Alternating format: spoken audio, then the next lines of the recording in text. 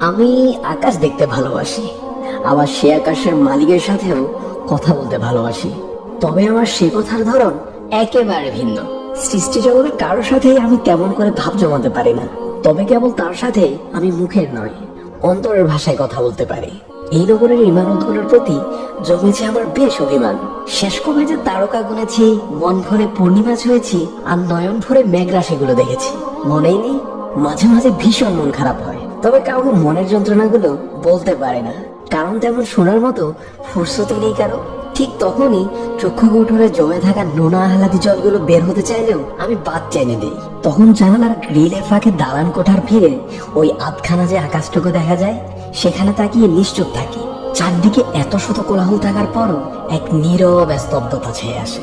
আমার অন্তরের প্রতিটি কথা কে যেন খুব যত্ন সহকারে শুনে, আর চুপিসারি বলে, লা তাহজান ইন্নাল্লাহা মা'না।